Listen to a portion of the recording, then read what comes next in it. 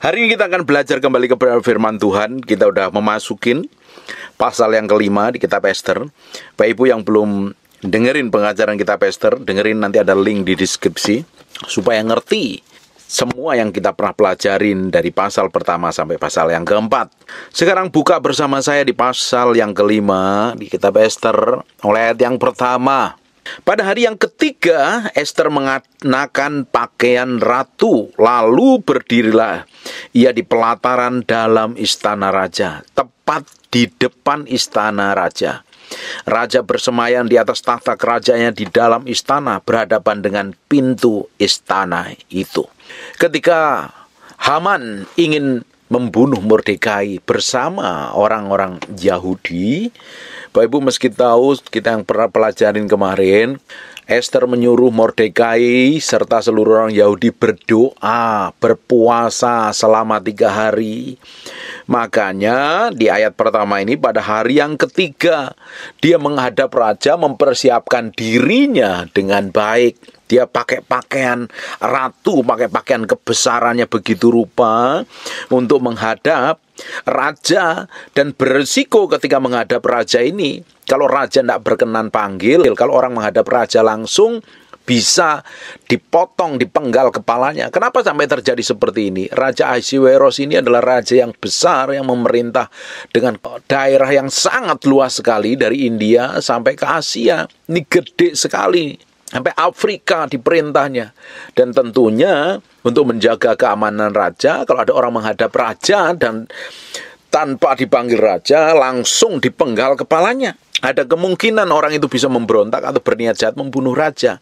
Nah, Ester meresikokan dirinya untuk menghadap raja, sekalipun raja nggak panggil. Untuk menghadap raja itu pun Ester mempersiapkan dirinya. Dia doa dan puasa selama 3 hari, tidak makan, tidak minum. Bersama orang Yahudi, bersama Mordekai dan lain sebagainya, mereka berdoa mempersiapkan diri menghadap raja, karena ini resiko. Bapak Ibu, kita meski tahu bahwa Tuhan kita ini adalah raja di atas segala raja. Banyak orang gak menghormati Tuhan sebagai raja. Dianggapnya dia sebagai Bapa yang baik. Memang Tuhan adalah Bapa yang baik. Dia adalah Bapak kita, dia adalah gembala kita, dia adalah guru kita. Tapi Tuhan juga adalah seorang raja di atas segala raja, yang kita harus datang dengan rasa hormat, syukur, dengan respek dan hormat kepada Tuhan. Kalau kita nggak menghormati Tuhan sebagai raja, segala raja, kita akan menjadi orang yang sembrono dan sembarangan. Dan Ester tahu nih, kalau menghadap raja, dia nggak sembarangan ini. Dia akan meresikukan nyawanya untuk dipotong. Dan pastinya ada penjaga-penjaga yang melihatnya. Oleh sebab itu Ester mempersiapkan dirinya dengan pakaian kebesarannya. Bapak Ibu, ini Ester sudah pasal yang kelima. Sudah bedanya dari pasal pertama sampai pasal kedua, ketiga, keempat itu ada proses jenjang waktu yang panjang bertahun-tahun. Si Ester ini menghadap raja, mempersiapkan dirinya dengan baik. Berapa banyak dari kita ketika kita menghadap Tuhan dengan sembarangan dan sembrono? Kita pikir kita bisa berlaku, bertindak sembarangan dan kurang ajar semau kita sendiri. Tuhan kita adalah raja di atas segala raja loh. Kalau kita menganggap Tuhan sebagai raja, kita harus taruh respek dan hormat kita loh. Engkau tidak akan bisa sembarangan lagi. Ketika engkau menghadap raja, engkau harus berikan yang terbaik kepada Tuhanmu. Selama ini orang Kristen menganggap rendah kasih karunia Tuhan. Dipikir datang kepada Tuhan sembarangan, sembrono, ibadah pun dengan semaunya sendiri, tidak segenap hati. Tidak ada respek dan hormat. Bapak Ibu, ketika seseorang menghadap raja, dari seorang gembel bisa menjadi seorang pangeran. Bahkan sebaliknya, dari seorang pangeran pun bisa menjadi seorang gembel. Karena raja punya ketetapan. Raja perkataannya sebagai hukum dan ketetapan. Hari ini kita harusnya hormatin Tuhan sebagai raja dalam hidup kita. Kalau kita tahu Tuhan kita adalah raja di atas segala raja, harusnya kita itu datang dengan kesungguhan hati. Nggak mau sembarangan, nggak mau sembrono. Kita mau berikan pakaian yang terbaik kita, apa? Kekudusan, kesucian pakaian kita. Kita datang kepada Tuhan untuk memberikan hormat dan respek kepada Tuhan. Banyak orang sudah Kristen bertahun-tahun. Doa sembarangan sembrono, datang ibadah sembarangan sembrono, mempersembahkan hidupnya sembarangan dan sembrono, nggak menghormatin Tuhan sama sekali. Dari setiap ucapan, tindakan, perkataan kita ini, kita harus berikan yang terbaik untuk Tuhan. Makanya ada ayat yang lain katakan, segala sesuatu yang kamu kerjakan, haruslah kamu kerjakan seperti mengerjakannya untuk Tuhan. Kalau kita mengerjakan segala sesuatu untuk Tuhan, harusnya ya kita punya tanggung jawab, kita punya respek, kita punya hormat, kita nggak menjadi orang sembarangan. Kita menjadi orang yang memberikan, berusaha memberi yang terbaik, berusaha melakukan yang terbaik, apapun itu namanya. Mau orang lihat, mau orang nggak lihat, mau orang puji atau orang nggak puji, tetap melakukannya seperti untuk Tuhan. Apapun profesimu, apapun pekerjaanmu, apapun jabatanmu, tetap apa yang Tuhan percayakan dalam hidupmu, kerjakan dengan segenap hati, kerjakan dengan sepenuh hati. Yang terbaik yang harus kita lakukan dan kita kerjakan. Esther, ketika dia mempersiapkan diri untuk menghadap raja dengan risiko kepalanya akan dipotong, itu sangat-sangat berisiko sekali demi bangsa Yahudi tidak dibinasakan oleh Haman. Karena sudah keluar ketetapan dari seluruh negeri di mana Ahasiweros memerintah, surat itu sudah dikirim ke mereka, diberi waktu 12 bulan dari sejak surat diterbitkan. Pada bulan yang ke-13, kalau ketetapan ini tetap berjalan, tidak diubah, orang Yahudi akan dibinasakan. Bapak Ibu mesti tahu, masih ada jeda waktu. Dan jeda waktu itu tidak dipakai sembarangan. Justru Esther, Mordekai, dan seluruh orang Yahudi datang kepada Tuhan, jerit sama Tuhan, berpuasa. Dan Esther maju, mempersiapkan diri menghadap raja, minta kemurahan raja. Kita datang kepada Tuhan, berikan yang terbaik. Kita datang kepada Tuhan itu oleh darah anak domba Allah kita dilayakkan. Kita nggak mungkin datang kepada raja, segala raja dengan dosa, dengan compang-camping. Kita mesti datang dengan hormat, dengan respek, dengan kekudusan, kesucian. Makanya sebelum datang kepada Tuhan, minta dikuduskan, disucikan, diampuni segala kelemahan, pelanggaran, kenajisan, kekotoranmu. Kita minta darah Yesus menguduskan. Kita akuin dosa kita dan kita bangun hubungan yang dekat dengan Raja kita yang maha mulia. Kita mau beri yang terbaik. Dari semua yang kita lakukan, dari semua yang kita miliki, kita mau beri yang terbaik untuk Tuhan kita. Kita mau hormatin Tuhan. Kita mau beri yang terbaik kepada Tuhan. Seperti Esther, dia mengenakan pakaian ratu, pakaian kebesarannya dipakai. Lalu berdiri di depan pelataran istana raja. Dia meresikokan dirinya untuk menghadap raja. Tepat di depan istana raja, raja bersemayam di atas tahta kerajaannya, di atas istana, berhadapan dengan pintu istana. Ketika raja melihat Esther, sang ratu, berdiri di pelataran, berkenanlah raja kepadanya. Bukankah kita ingin dihadap? Ketika kita menghadap Tuhan, ingin didapatin kita ini berkenan di hadapan Tuhan. Bukankah kita ingin menyenangkan hati Tuhan dari semua tindakan, ucapan, perbuatan, dan sikap kita? Hidupku bukan aku lagi, tapi Kristus yang ada di dalamku. Yang kita harus lakukan, yang kita harus kerjakan adalah hari ini adalah memberi yang terbaik untuk Tuhan. Kita melakukannya untuk Tuhan. Kita berusaha menjadi orang-orang yang didapatin Tuhan itu berkenan. Ketika kita datang kepada Tuhan, kita datang bukan karena kita berdosa lagi. Kalau orang itu semakin hari semakin kenal Tuhan, semakin membangun hubungan dengan Tuhan, engkau nggak akan berbuat dosa loh. Kau respect dan hormat dengan Tuhan. Kalau engkau datang setiap hari datang kepada Tuhan, engkau pingin dapatin berkenan. Bukan lagi datang karena minta pengampunan, minta kemurahan, pengampunan karena engkau melakukan dosa dan pelanggaran. Setiap hari kita datang kepada Tuhan.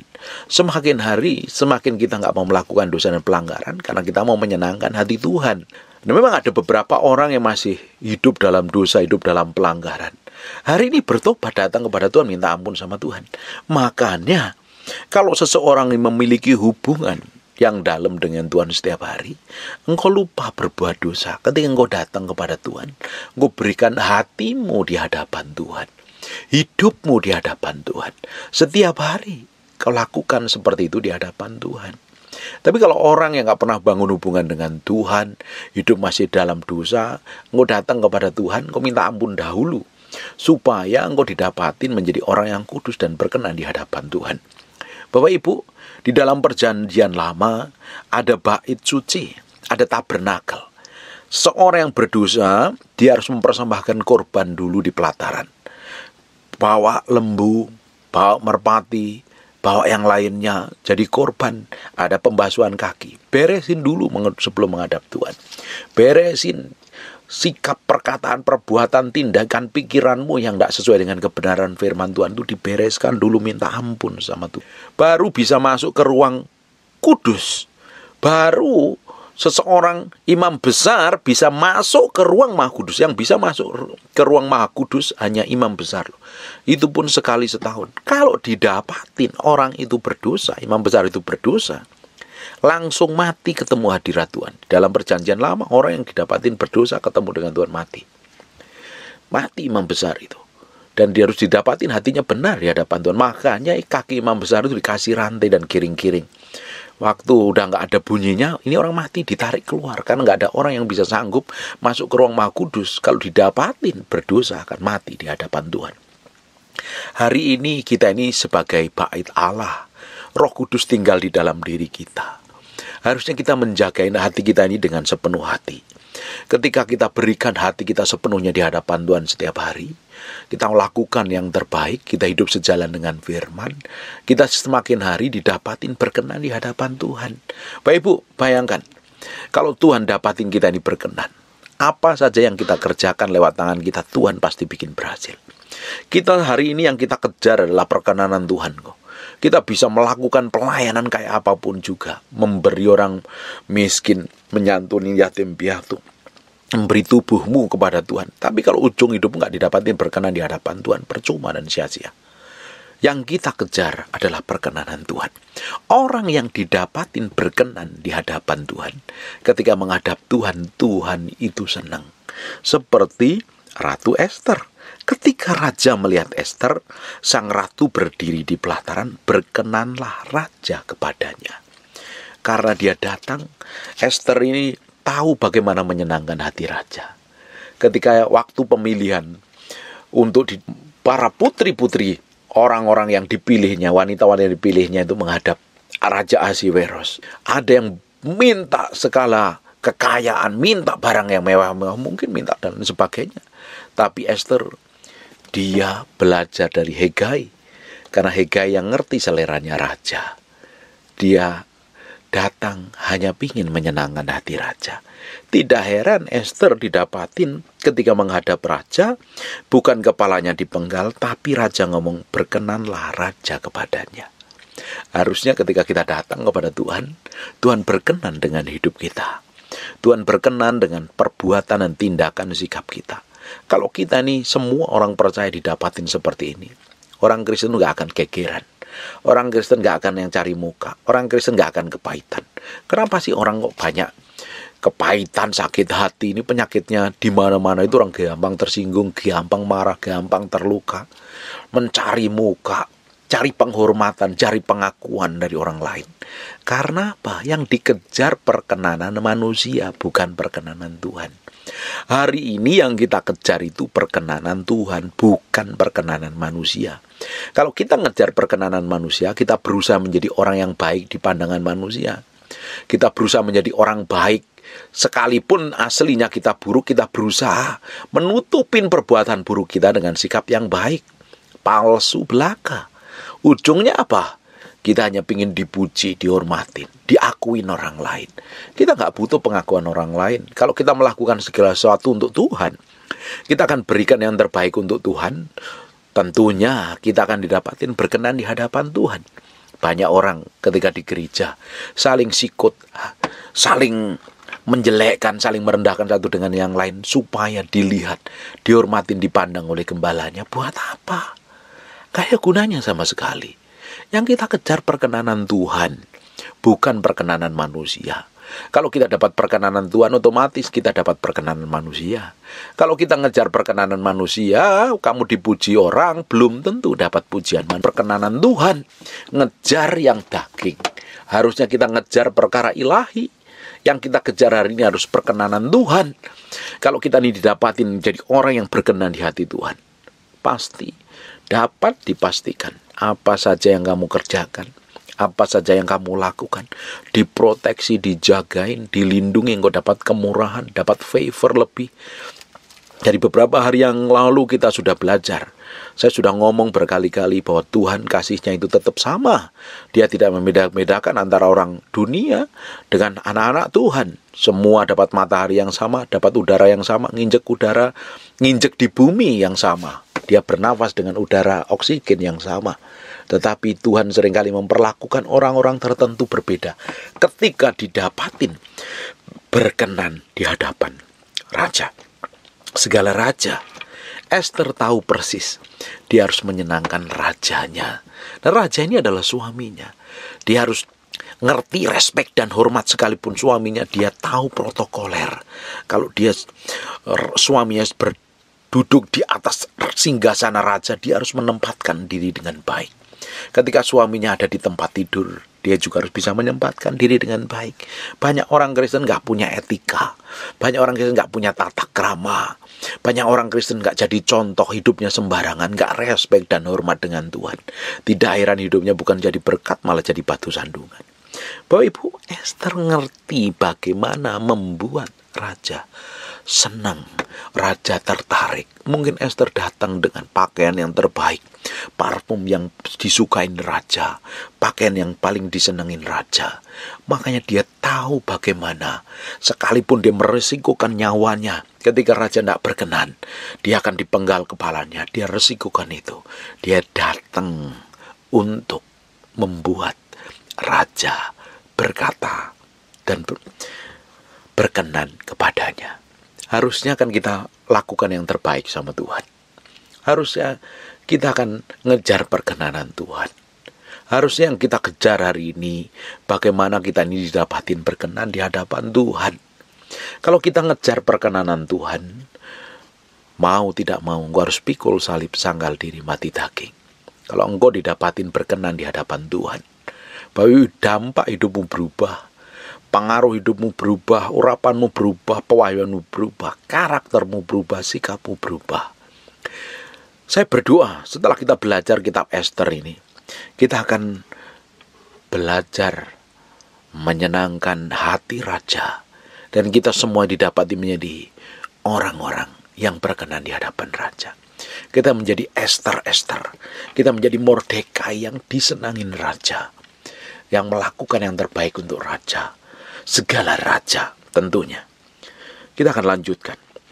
Ketika raja melihat Ester sang ratu berdiri di pelataran, berkenanlah raja kepadanya.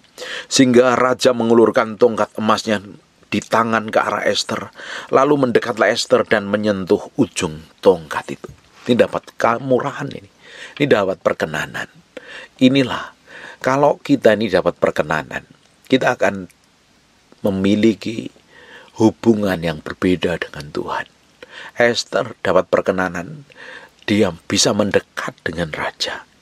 Bapak Ibu, hari ini belajar respek, hormat dengan Tuhan dalam segala hal. Mau dilihat orang, mau nggak dilihat orang. Mau dilihat gembalamu, nggak dilihat gembala. Dilihat pendetamu atau tidak. Dipuji orang atau tidak, tetap lakukan yang terbaik. Kita melakukan segala sesuatu yang terbaik untuk menyenangkan raja kita di atas segala raja. Amin. Namanya Yesus Kristus Tuhan. Perhatikan, setelah dapat perkenanan, apa yang dilakukan raja? Ayat yang ketiga. Tanya raja kepadanya, apa maksudmu hai Ratu Ester? Dan apa keinginanmu sampai setengah kerajaan sekalipun akan diberikan kepadamu? Dapat perkenan raja. Kalau raja berkenan, dia akan berikan apa yang menjadi keinginanmu. Bahkan separuh kerajaan ini akan aku berikan kepadamu. Ini loh dapat perkenanan. Bayangkan Bapak Bu, kalau kita ini dapat perkenanan Tuhan. Dan Tuhan berkenan dengan semua Apapun yang kita kerjakan, yang kita lakukan, kita jadi hamba Tuhan, kita dapati berkenan di hadapan Tuhan. Kita jadi pengusaha, kita didapati menjadi pengusaha yang berkenan di hadapan Tuhan. Kita jadi gembala, jadi suami, jadi istri, jadi pegawai, jadi bos, jadi lawyer, kerja di pemerintahan, jadi aparat sipil, aparat negara, kita didapatin berkenan di hadapan Tuhan. Tuhan akan berikan hal-hal yang orang lain tidak dapatkan. Tuhan akan limpahi kita dengan kemurahan kasih karunia-Nya. Ketika Ester didapatin berkenan, ketika menghadap raja, raja berkata, "Apa maksudmu, hai Ratu Ester? Dan apa keinginanmu?" Raja tahu Ester ini menghadap punya maksud dan tujuan. Kamu gak usah khawatir. Separuh kerajaanku ini aku berikan kepadamu. Dulu, dapat kemurahan. Kalau kita menghadap Tuhan dan didapatin berkenan di hadapan Tuhan, kita tuh gak perlu khawatir sebenarnya. Karena Tuhan akan limpahi anugerah, kemurahan, proteksi, penjagaan, pemeliharaannya dengan ajaib. Bagian kita ini hari ini ngejar perkenanan Tuhan. Melakukan yang terbaik dan menyenangkan hati Tuhan harusnya dalam segala hal kita. Kita akan semakin hari semakin didapatin menjadi orang-orang spesial di hatinya Tuhan. Saya berdoa kita semua didapatin menjadi orang-orang yang spesial. Ketika kita berdoa, kita tuh nempel di hati Tuhan. Ketika kita mulai nyembah, penyembahan kita didengar surga. Siapa nih yang nyembah nih? Oh, ini orang yang berkenan di hadapanku. Surga akan menjadi audien penyembahan kita. Hadirannya turun. Ketika kita berdoa, surga dengar kata-kata kita, permohonan kita. Karena apa? Kita didapatin berkenan di hadapan Tuhan. Dengar nih suaranya nih, orang yang berkenan. Berdoa, nyembah sampai ke surga. Oh, Tuhan akan turun dengan kasih karunia-Nya, kemurahannya mengalir dalam kehidupan kita. Bapak Ibu, kalau kita didapatin berkenan, menyenangkan Raja kita yang maha mulia, kita berdoa, doa kita langsung didengar Tuhan. Kita nyembah, penyembahan kita naik, berbau harum di hadapan Tuhan. Kita punya permohonan pun Tuhan akan ingat dan dengar. Serta perhatikan orang-orang yang spesial di hati Tuhan. Ketika dia melakukan segala sesuatu yang menyenangkan, Tuhan akan diingat Tuhan. Bahkan Tuhan akan perlakukan kita spesial. Karena kita didapatin menyenangkannya. Amin. Kita lanjutkan ke ayat 4. Jawab Ester, "Jikalau baik pada pemandangan raja, datanglah kiranya raja dengan Haman pada hari itu. Pada hari ini ke perjamuan yang diadakan oleh hamba bagi raja." Ketika Ester menghadap raja, dia tidak buru-buru mengungkapkan kebutuhannya, keperluannya, kepentingannya. Dia tahu bagaimana membuat suasana hati raja itu semakin tenang. Jikalau baik pada pemandangan raja, datanglah kiranya raja dengan Haman pada hari ini ke perjamuan yang diadakan oleh hamba bagi raja. Ketika dia menghadap raja, dia belajar respek dan hormat. Dia bisa menempatkan diri dengan baik. Tapi ketika dia mulai membawa raja ke perjamuan, dia memiliki hubungan yang spesial, yang lebih dekat lagi. Baru Ester nanti akan berbicara apa yang menjadi keresahan gundah gulananya hatinya. Bahkan Ester menyuruh raja dan Haman datang ke perjamuan yang diadakan oleh Ester sendiri. Perhatikan ayat kelima. Maka titah raja, "Suruhlah Haman datang dengan segera, supaya kami memenuhi permintaan Ester." Lalu raja datang dengan Haman ke perjamuan yang diadakan Ester. Bapak Ibu, perhatikan.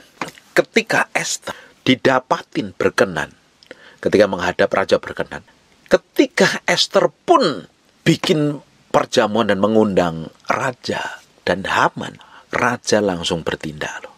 Ini orang yang bisa mengambil hati raja. Harusnya kita orang Kristen ini bisa mengambil hati Tuhan, menyenangkan Tuhan dalam segala hal. Saya sudah ngomong berulang-ulang, Kalau kita ini dapat menyenangkan hati Tuhan, segala sesuatu yang kita kerjakan dan kita lakukan selama ini itu bisa nyentuh hati Tuhan, membuat Tuhan itu langsung kasih prioritas fokusnya kepada kita, karena kita bisa menyentuh hati Tuhan. Kita bisa menyenangkan Tuhan. Kita bisa menjadi favoritnya Tuhan karena kita melakukan sesuatu yang berbeda di atas rata-rata. Pasti kemurahan itu akan melimpah dalam kehidupan kita. Kalau kita ini didapatin menjadi orang yang melakukan segala sesuatu di atas rata-rata orang lain. Kalau orang lain hanya berdoanya sejam, 2 jam, kita lakukan lebih. Ketika orang lain gak mau menyembah Tuhan, kita lakukan penyembahan. Ketika orang lain gak mau bayar harga, kita bayar harga. Ketika orang lain hidup kompromi dengan dosa, kita hidup dalam kesucian dan kekudusan. Kita lakukan di atas rata-rata orang lain lakukan. Kita akan didapatin menjadi orang yang difavoritkan Tuhan. Seorang karyawan atau seorang pegawai dalam satu perusahaan, ketika dia melakukan segala sesuatu di atas rata-rata, dia pinter, dia jenius, dia mengerjakan segala sesuatu lebih di atas rata-rata, dia punya strategi.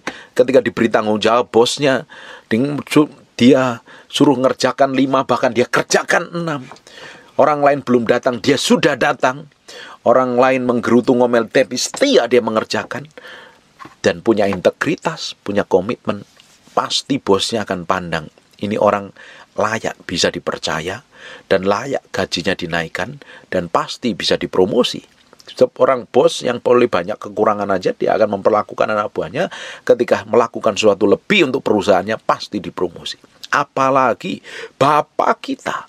Kalau kita ini bisa dipercaya dalam segala hal, karena prinsip kerajaan Allah adalah setiap perkara kecil, maka ditambahkan perkara yang lebih besar kepadamu, tanggung jawab lebih gede lagi. Kalau kita didapatin melakukan segala sesuatu seperti itu, Tuhan pasti akan bawa kita naik level demi level. Ada orang-orang mungkin yang hari ini dengar, hidupmu bertahun-tahun muter di area yang sama, ngalami persoalan yang sama terus, gak pernah keluar dari masalah, gak pernah kemana-mana, pengaruhnya gak berbeda, urapannya gak tambah hidupnya hancur, kacau, malah melakukan banyak pelanggaran. Hari ini ambil keputusan, belajar menyenangkan hati Tuhan. Kalau engkau didapatin melakukan selebih di antara orang lain, engkau bisa menyenangkan hati Tuhanmu, Tuhan akan perlakukan engkau berbeda. Memang kasihnya sama kepada semua orang, mau orang benar maupun orang berdosa. Tapi Tuhan akan perlakukan seseorang berbeda karena memiliki hubungan kedekatan dengan Tuhan. Hari ini, lakukan sesuatu yang lebih di atas rata-rata. Belajar menyenangkan hati Tuhan dari semua tindakan, ucapan, keputusan, pemikiran, atau apapun. Semakin kita didapatin menyenangkannya, kita akan didapatin semakin dekat dan akan bisa dipercayakan perkara ilahi. Kita akan dipromosi dan kita akan dibawa ke dalam level yang berbeda. Sekarang koreksi hatimu sendiri. Lihat, selama ini apa yang belum aku lakukan untuk Tuhan? Selama ini bagaimana penyembahanku di hadapan Tuhan? Bagaimana kata-kataku, perbuatanku, sikapku, tindakanku? Selama ini aku sudah menyenangkan Tuhan, atau aku malah menjadi batu sandungan, nyakitin, ngelukai, merugikan orang lain? Udah gak usah ngelihat kelemahan orang lain, sudah gak usah melihat dosa orang lain, lihat diri ke dalam sendiri. Kalau masih didapatin sesuatu yang tidak benar, kita berubah, sadar diri, cari Tuhan, kejar Tuhan, bertobat, belajar menyenangkan Tuhan. Selama Bapak Ibu dengar firman yang saya sampaikan ini, masih ada kesempatan untuk datang, nyembah Tuhan, datang, beri yang terbaik untuk Tuhan. Kita mau melangkah setiap hari, menyenangkan hati Raja di atas segala Raja. Perhatikan hati yang kelima. Maka titah Raja, suruhlah Haman datang dengan segera, supaya kami memenuhi pemerintahan Ester. Lalu Raja datang dengan Haman ke perjamuan yang diadakan Ester. Sementara minum anggur, bertanyalah Raja kepada Ester, apa permintaanmu? Niscaya akan kukabulkan, dan apa keinginanmu? Sampai setengah kerajaan sekalipun akan dipenuhi. Maka jawab Ester. Ini Ester ini tahu menempatkan diri. Dia ini gak serakah, gak tamak. Banyak orang ketika dapat kemurahan dari seseorang, dia manfaatin orang lain. Hati-hati. Bapak Ibu, ketika ada orang yang murah hati dengan hidupmu, dia sudah banyak menolong hidupmu, jangan manfaatkan. Orang tuh tahu loh dimanfaatkan dan enggak. Orang tuh tahu persis loh, ini orang manfaatin saya. Dia ngerti loh. Kalau dia masih dimanfaatkan, kamu manfaatkan orang itu dan dia masih nggak bertindak, artinya kamu tuh masih dikasihin. Ada orang-orang tertentu ketika dia tahu dimanfaatkan, lama-lama dia akan tendang kamu dari lingkaran hidupnya loh. Jangan manfaatin, tahu diri, menempatkan diri dengan baik. Jangan kalau sudah dikasih hati, minta jantung, ampela usus dan daging, kamu menjadi orang Kristen yang kurang ajar. Apalagi kalau dia ini bisa dipraktekkan dalam segala hal. Ketika diajak makan oleh orang lain, belajar makan di rumah setengah kenyang. Jadi ketika diajak makan tidak rakus, tidak tamak, tidak serakah. Tidak menjadi orang yang malu-maluin gitu loh. Jangan juga ketika ditraktir makan memilih makanan yang lebih mahal karena mumpung aji mumpung ini. Kalau sudah seperti itu, kamu tuh kelihatan bukan karakter bangsawan, tapi karakter budak yang memanfaatkan kesempatan. Kita nggak bisa seperti itu. Kita itu harus bertindak dalam segala hal. Kita harus memiliki sikap, karakter anak-anak kerajaan, anak-anak yang terhormat. Bukan aji mumpung, bukan memanfaatkan orang lain, bukan sengaja karena masih ada kesempatan. Nah, kita peras begitu. Itu jahat. Kalau sudah seperti itu, bagaimana mungkin Tuhan bisa percayakan perkara-perkara ilahi dalam hidupmu? Kalau dalam hal yang sederhana aja, nggak bisa diberikan tanggung jawab, nggak setia, hidup ngawur, hidup sembrono, nggak punya etika dan nggak punya tata krama. Kita sebagai anak-anak Allah, anak-anak kerajaan Allah, kita harus memiliki etika dan tata krama. Tindak tanduk kelakuan pun seperti anak-anak kerajaan, bukan seperti orang jalanan, seperti berandalan, seperti orang-orang yang gak kenal kebenaran. Ketika bersikap dengan orang, ketika ditawarin oleh orang lain, apapun namanya, belajar menahan diri, jangan aji mumpung.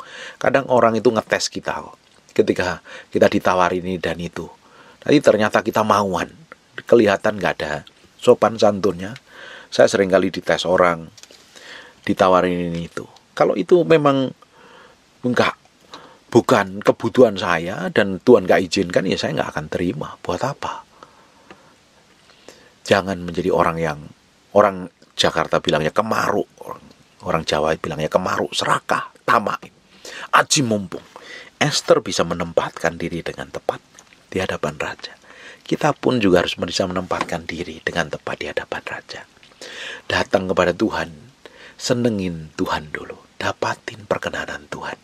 Baru pada titik tertentu engkau bisa ngomong sama Tuhan. Berapa banyak dari kita ketika kita berdoa langsung kita berondong Tuhan dengan berbagai macam kebutuhan.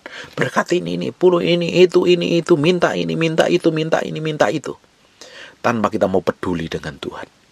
Esther tahu ketika dia menghadap raja, didapatin berkenan, dia nggak langsung utarakan kebutuhannya. Esther bikin perjamuan dulu sama raja, undang juga Haman, makan. Setelah makan, setelah minum kenyang, baru diutarakan kebutuhannya. Datang sama Tuhan juga begitu. Jangan datang kepada Tuhan kalau ada kebutuhan, baru ada persoalan datang sama Tuhan. Nggak ada persoalan, nggak pernah berdoa. Ketika mengalami tekanan, engkau baru berdoa. Bangun hubunganmu dengan Tuhan itu setiap saat. Hati kita tuh harus connect dengan Tuhan setiap saat. Hati kita tuh nempel sama Tuhan.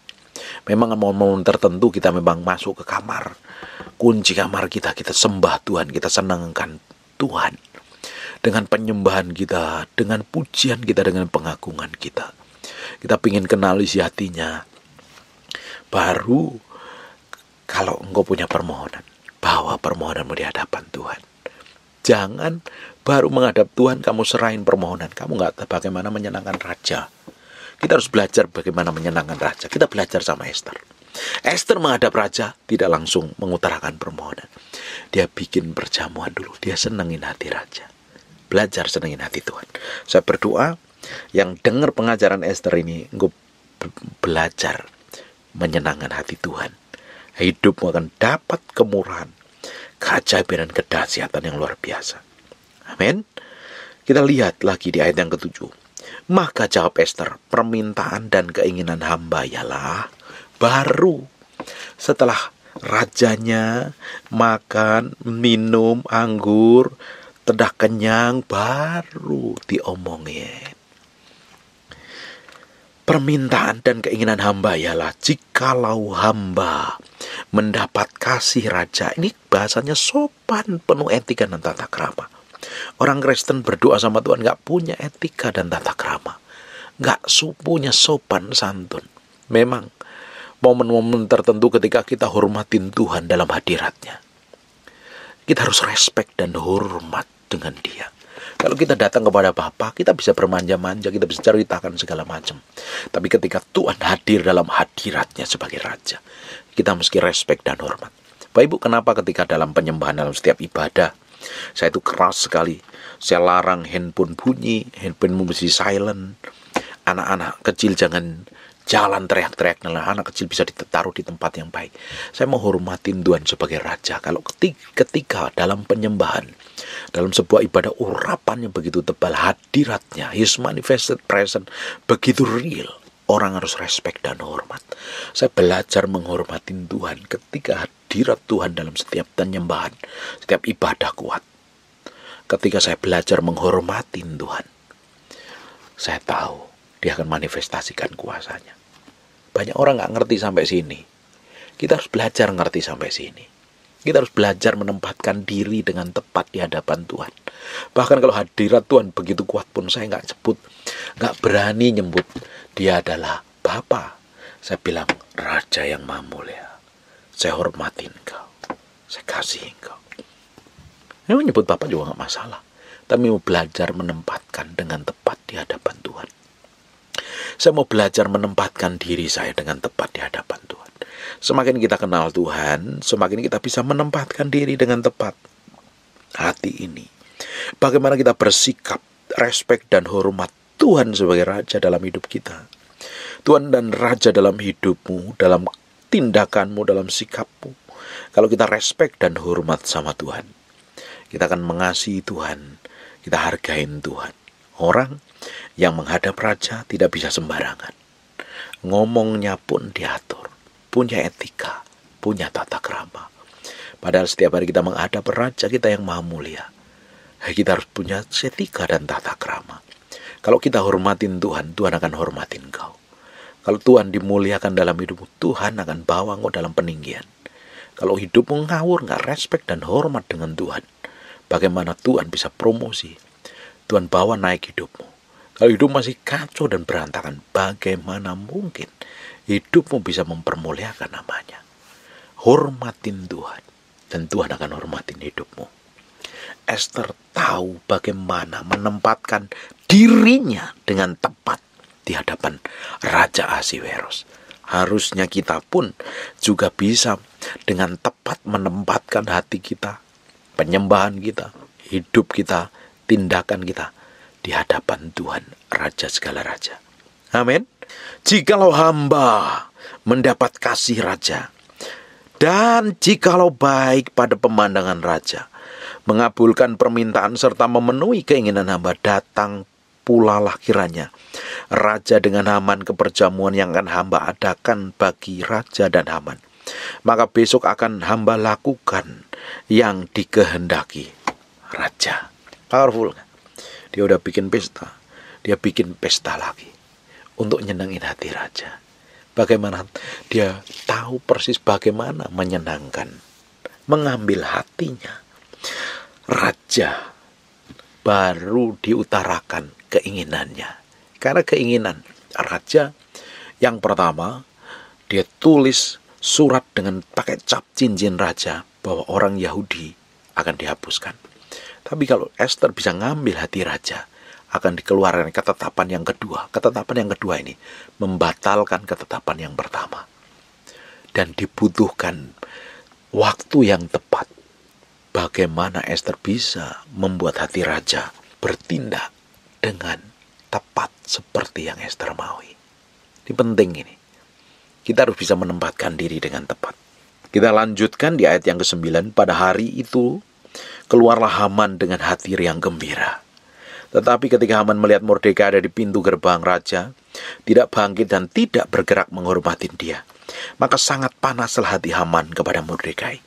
Ini orang-orang yang mencari penghormatan manusia. Ketika ada orang lain gak menghormati, gak bersikap seperti yang dia mau, panas hati. Kalau orang gampang panas hati karena orang lain gak melakukan seperti yang diinginin hatinya, berarti belum bertobat dan berubah. Gak bisa mengendalikan diri dengan tepat. Gak bisa mengendalikan hatinya dengan tepat. Bapak Ibu, dalam segala situasi, kondisi atau apapun, kita bertemu dengan siapapun. Kalau kita dipertemukan dengan orang baik, puji Tuhan. Tapi bagaimana kalau kita dipertemukan dengan orang yang tidak baik, yang mulutnya jahat, sikapnya busuk? Kita harus bisa menempatkan diri dengan baik. Kita harus bisa menjaga hati kita dengan baik. Jangan sampai kita menjadi orang yang tidak bisa mengendalikan diri. Perhatikan, ini Haman dalam kitab Ester ini melambangkan iblis atau Lucifer. Ester melambangkan kita, gereja Tuhan hari ini. Dan Raja Ahasweros melambangkan dalam kisah Ester ini adalah Tuhan. Raja, segala raja, Tuhan Yesus. Sekalipun kekayaannya, kejayaannya tidak melebihi Tuhan. Dalam kitab Ester kita pelajarin ini sebagai lambang, sehingga kita mudah mengerti, mempelajarinya. Perhatikan ya, Bapak Ibu, di ayat yang kita akan lanjutkan. Ayat yang ke-10. Tetapi Haman menahan hatinya, lalu pulanglah ia ke rumahnya dan menyuruh datang sahabat-sahabat dari Zerah istrinya. Maka Haman menceritakan mereka itu besar kekayaannya, banyak anak laki-laki dan segala kebesaran yang diberikan raja kepadanya, serta kenaikan pangkat di atas para pembesar dan pegawai raja. Ini orang sukanya pamer, meninggikan diri, merasa hebat, merasa mampu. Kalau engkau punya sikap seperti ini, gampang panas hati, gampang pamer, pengen dipuji orang, pengen dihormatin orang, engkau memiliki roh yang gak jauh beda dengan rohnya Haman. Perhatikan ayat yang ke-12. Lagi kata Haman, tambahan pula tiada seorang pun diminta oleh Ester sang ratu untuk mendatangkan bersama-sama dengan raja ke perjamuan yang diadakannya, kecuali aku, dan untuk besok pun aku diundang bersama-sama dengan raja. Bapak Ibu, iblis itu dia punya rencana jahat, tetapi dia tidak pernah tahu hubungan kita dengan Tuhan.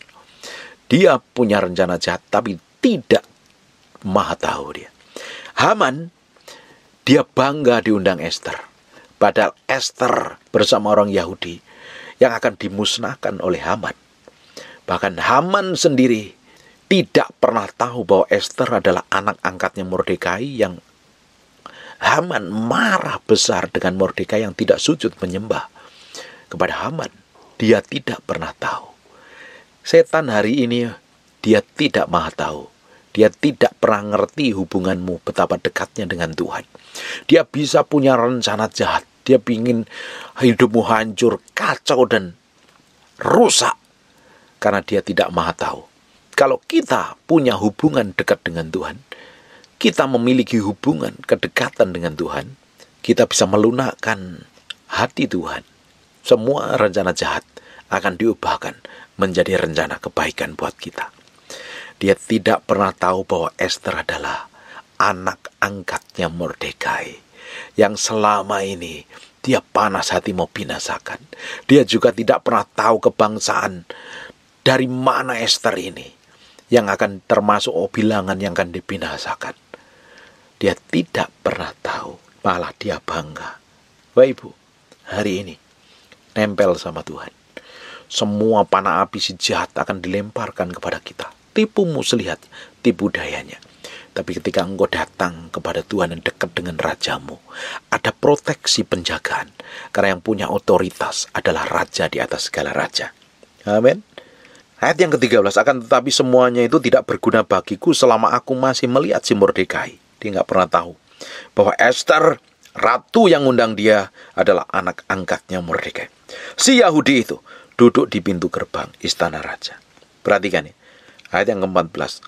Lalu kata Zeres istrinya, ini punya istri, ternyata istrinya juga mulutnya jahat, hatinya jahat, dan semua sahabatnya kepadanya, suruhlah orang membuat tiang yang tinggi 50 hasta dan persembahkanlah besok bagi kepada raja, supaya Mordekai disulahkan pada tiang itu, kemudian dapatlah engkau dengan bersukacita pergi bersama-sama dengan raja ke perjamuan itu. Hal itu dipandang baik oleh Haman, lalu ia menyuruh membuat tiang itu. Nasihatnya jahat. Makanya istri-istri, engkau harus tahu bagaimana engkau bersikap seperti yang Tuhan mau. Jangan pengaruhin suamimu dengan melakukan hal yang jahat. Ini Haman ini punya istri yang jahat. Jahat banget. Ternyata di balik seorang laki-laki yang sukses, ada wanita yang takut akan Tuhan. Tapi di balik laki-laki yang jahat, tamak, serakah, juga ada seorang perempuan yang tidak mau bertobat, berubah.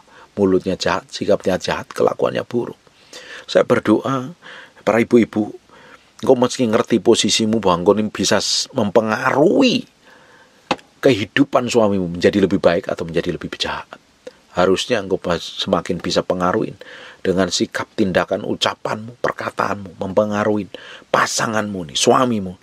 Semakin hari semakin mengasihi Tuhan, semakin hari semakin mencintai Tuhan.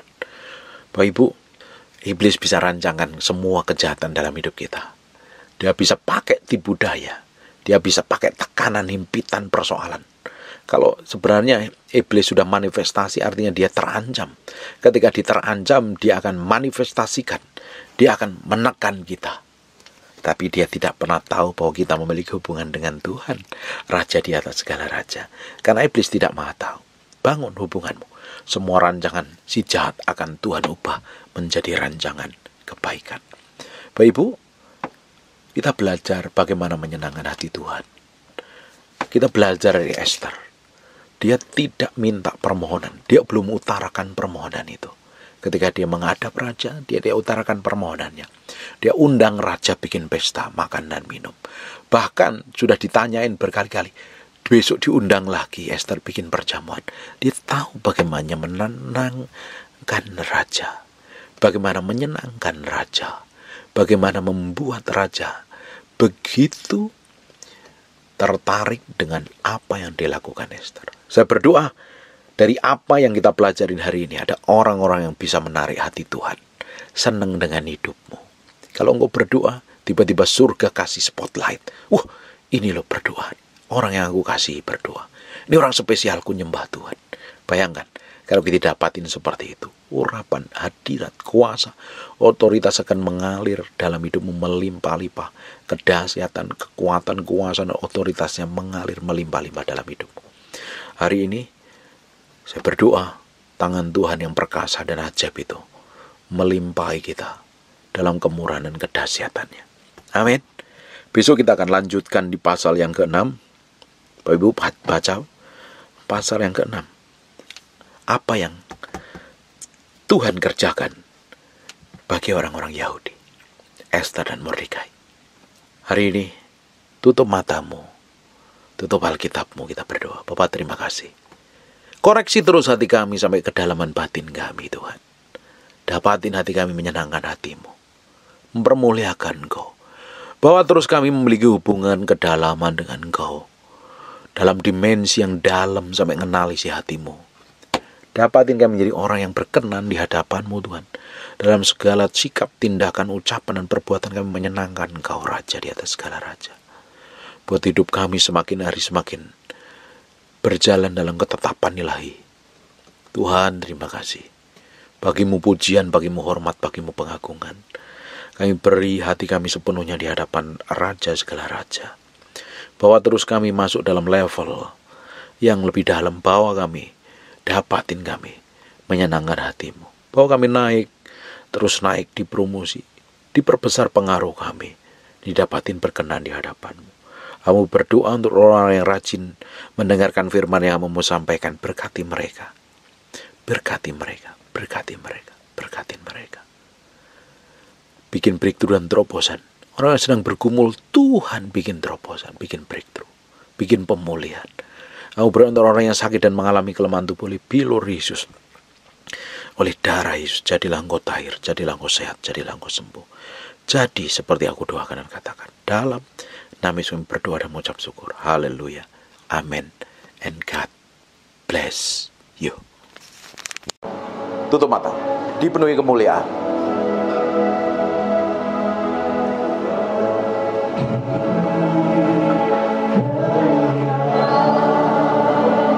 Ralabakahana masyikini minderebetepe, dipenuhi pujian kami berikan padamu, Tuhan, korban pujian. Kau saja yang suci. Kau saja yang layak. Kau layak terima glory. Yesus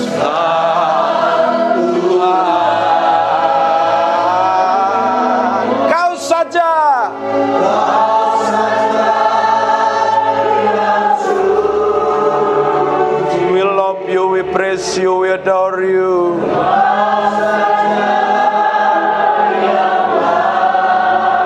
Kami menyembahmu, kau layak terima glory.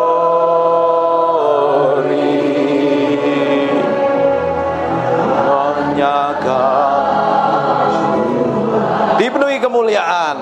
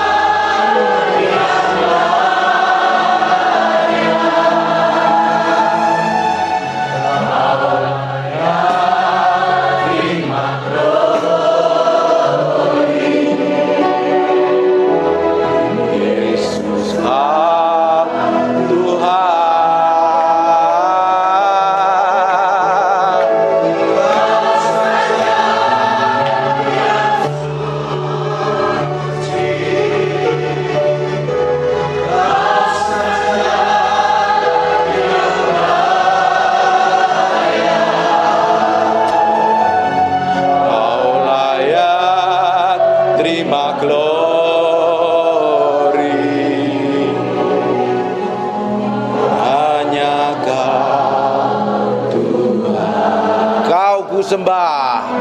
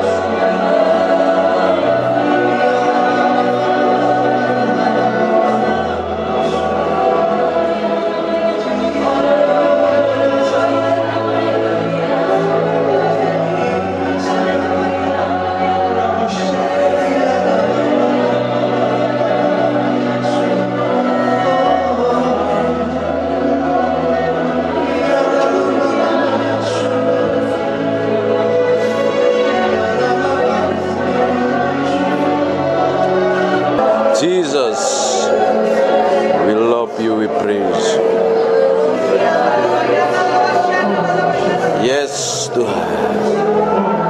Terus, aku berdoa urapan itu sedang bergerak dalam ruangan ini. Now in Jesus name. Fill in Jesus name. Go. Now.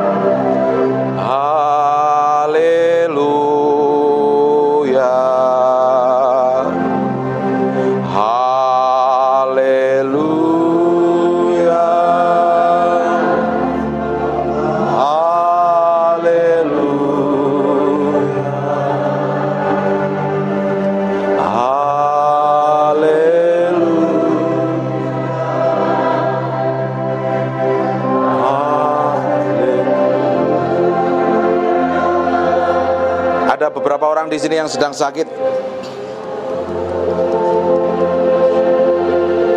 Taruh tangan kananmu di bagian yang sakit. Saya mau berdoa.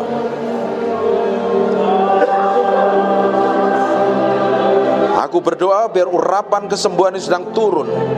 Bagi beberapa orang yang sedang sakit di bagian sakit, aku perintahkan sakit penyakit pergi dalam nama Yesus.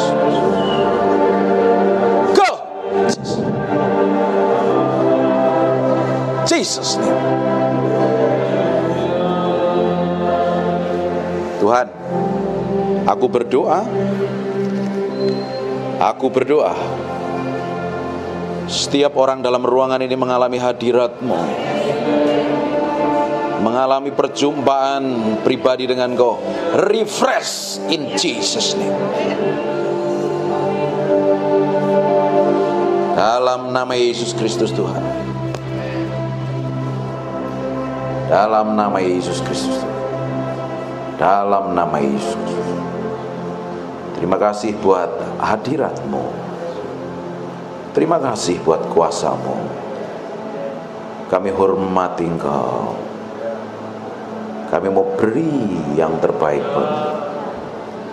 Ku beri kemuliaan.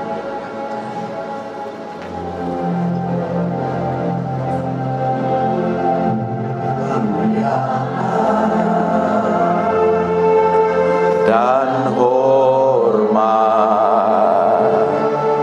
ku angkat suara pujian, ku agungkan nama-Mu, ku beri kemuliaan dan hormat, ku angkat suara pujian, ku agungkan nama-Mu.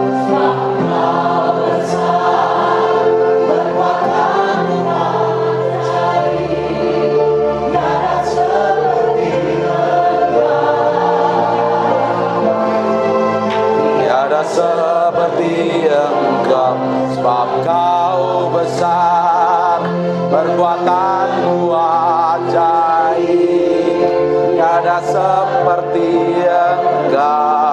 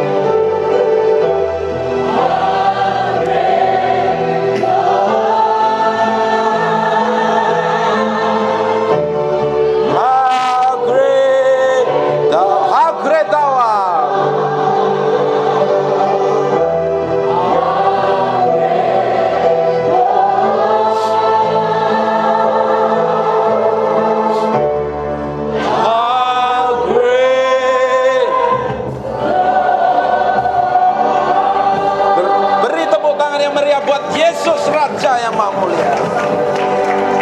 We thank you, we praise you, we adore you. Makasih Tuhan. Urapi kami semuanya yang mau belajar firman-Mu. Berikan roh hikmat, wahyu dan pengertian, buat kami bisa ngerti isi hati-Mu. Dalam nama Yesus, semua yang diberkati Tuhan katakan amin. Silakan.